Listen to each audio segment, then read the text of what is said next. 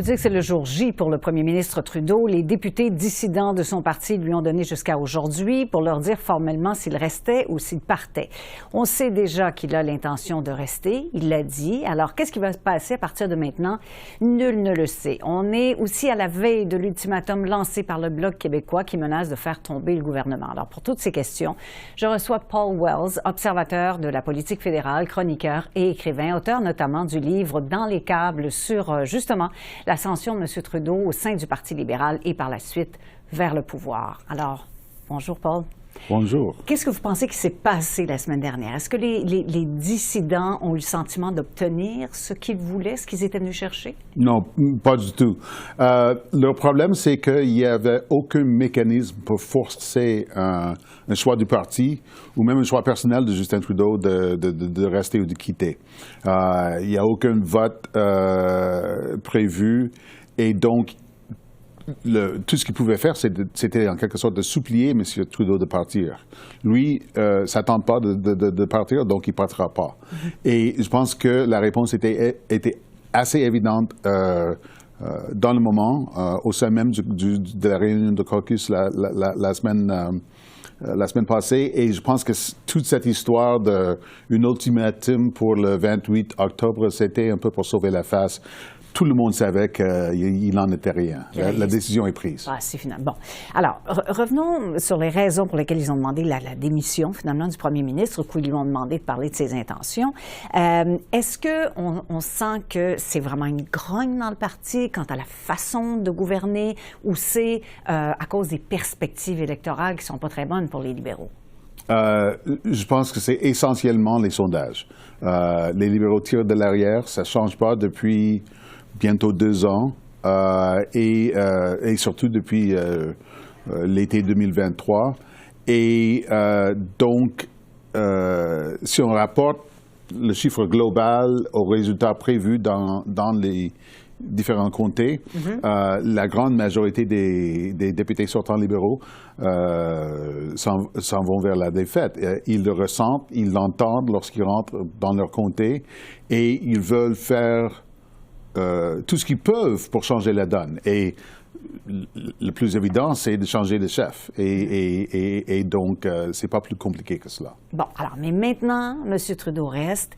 Il aura à aller en campagne, vraisemblablement, à un moment donné ou un autre, on ne sait pas exactement quand. Alors, qu'est-ce qu'il va dire? Est-ce qu'il va pouvoir... Qu'est-ce qu'il y aura comme argument pour essayer de convaincre les Canadiens? Il va dire à peu près la même chose qu'il a dit lors des 3 dernières élections, c'est-à-dire le Parti libéral, c'est le parti de l'avenir, c'est le parti du progrès, c'est le parti qui est là pour soutenir les efforts des Canadiens, et les autres, ils n'existent que pour couper, dénigrer, réduire le Canada. Son problème, c'est qu'il y a de moins en moins de monde qui croit en ce discours-là, mais il n'en a pas un autre. Et que ce discours est vague aussi, quand même. Oui, tout à fait. Et ça réduit à peu près toutes les questions de la politique publique à une espèce de référendum sur la personnalité, la crédibilité et la bonne volonté de Justin Trudeau. Et tout ce qu'on peut lire dans les sondages, tout ce que j'entends dans mon entourage, c'est que il y a personne... pas de personne. Il n'y a pas assez de Canadiens, pas assez d'électeurs qui croient en cette idée selon laquelle le Parti libéral est plus porté vers l'avenir que le Parti conservateur et les autres. Est-ce qu'il va devoir faire des changements importants? Je ne sais pas, par exemple, couper la taxe sur le carbone, qui est impopulaire à certains endroits, par exemple. Nous vivons une époque où le pouvoir est trop concentré dans la personne du chef. Il va faire ce que bon lui semble. Il ne va pas faire ce qui ne le tente pas. Il a fait des changements. Il a amené des changements importants dans la politique de l'immigration la semaine passée comme à plusieurs reprises auparavant. Il a amorcé un grand virage dans sa politique pro-immigration depuis bientôt 6 ou 8 mois. C'est parce que la question était moins importante pour lui, Justin Trudeau. La question de la taxe carbone est capitale pour lui. Ça fait partie même de l'image qui se fait d'un leader de l'avenir. Donc, il ne le changera pas. Il n'y a personne, mais personne qui peut lui forcer la main. Donc, le choix du chef, le choix de politique, ça revient au chef et à personne d'autre. Et ce qu'on voit depuis la semaine passée, c'est que les quelques 2 douzaines de dissidents ont dû l'apprendre sur le tard. Parce que tout le monde, à part eux, le savait déjà. Bon. Mais si la soirée électorale ressemble au dernier sondage, ça risque d'être très difficile pour les libéraux. Est-ce qu'ils vont en tirer une leçon? Est-ce qu'ils vont changer des choses fondamentalement dans le parti? Vous disiez justement que pour l'instant, c'est le parti d'un seul homme. Est-ce que ça pourrait changer, ça? Je vois mal ce qui pourrait changer parce que à peu près tous les prétendants actuels sont issus du mouvement Trudeau. C'est-à-dire, ce sont des gens qui partagent la même vision économique, la même vision environnementaliste sur la réconciliation avec les Autochtones et tout le reste. Donc, il peut y avoir des nuances de style. Mais sur le fond, à mon sens, un champagne vaut une jolie qui vaut une Anand qui vaut une Freeland. Il y a... Est-ce que ça vaut pour chef de bureau aussi?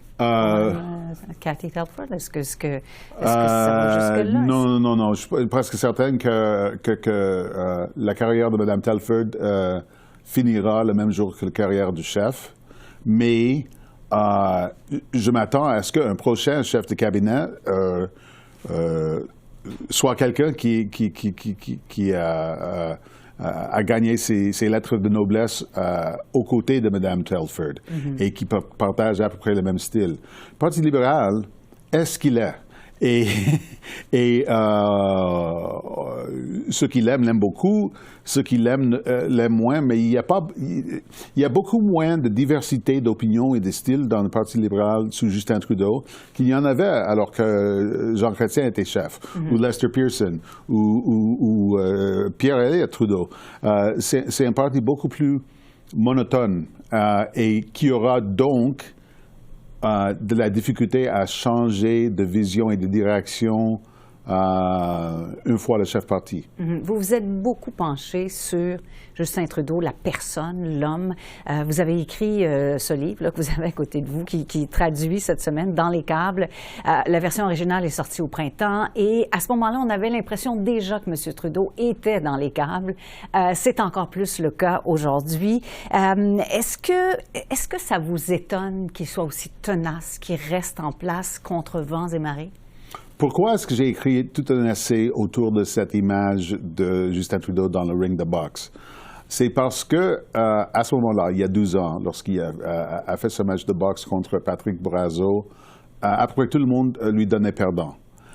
Et pourtant, il a surpris, et pourtant, il a gagné. Et c'est comme ça qu'il a gagné l'élection de 2015, au début duquel il était, et les libéraux étaient en 3e place, et pourtant, il a réussi à gagner. Pour lui, c'est en quelque sorte, le métaphore moteur de son action politique. C'est un battant, c'est ça que vous dites? Oui, mais c'est plutôt un survivant par accident. Tout le monde me donnait perdant, et pourtant j'ai gagné. Et c'est très séducteur comme image parce que, à un moment comme le moment qu'on vit actuellement, où tout le monde dit qu'il fait fausse route, il n'offre pas une option attrayante pour les électeurs, lui peut se dire « j'ai déjà entendu ça ». Tout le monde a déjà dit cela. Je n'ai pas à changer ce que je fais ou comment je le fais. Tout ce que j'ai à changer, c'est d'attendre quelques heures ou semaines ou mois et les autres verront qu'ils avaient tort. La faute, c'est la faute des autres parce qu'ils ont une mauvaise perception de la chose. Ils ne comprennent pas encore que j'ai toujours eu raison. C'est pas une façon de voir les choses qui incite à l'introspection. Ça incite à la patience en attendant que vous et moi, on apprenne encore une fois qu'on avait toujours tort. C'est pour ça qu'ils ne changent pas. Mais est-ce que vous croyez, et là, en tout respect évidemment pour M. Trudeau, mais est-ce que vous croyez qu'il va à la fin, là, complètement, qu'il va rester, quitte à être le dernier en poste, à éteindre les lumières avant de partir et à fermer la porte du bureau, comme on dit, ou vous pensez qu'il prépare quand même, d'une certaine façon, quelque part, un plan de sortie?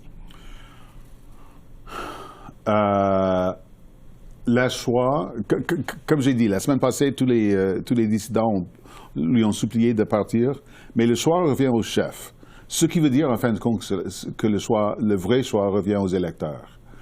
Lui va partir lorsque nous lui annoncerons que c'est le temps de partir après un échec électoral. Et que ce match-là, il ne l'aura pas gagné. Oui. D'ici là, il attend le rendez-vous final, comme il a déjà entendu les autres rendez-vous dans son passé. Alors, vos prédictions? Qu'est-ce qui va se passer au cours des prochains mois? Je suis très souvent surpris. Je suis de moins en moins porté à offrir des prédictions.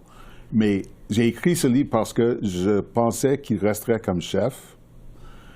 Et jusqu'à ce matin, j'ai toujours raison. Alors, en voilà une prédiction qui s'est réalisée. Je m'attends à ce qu'il soit chef aux prochaines élections. Et quand on sort de ces élections-là, ça revient aux électeurs, pas à moi seul. Merci beaucoup, Paul Wells. Merci, je vous en prie.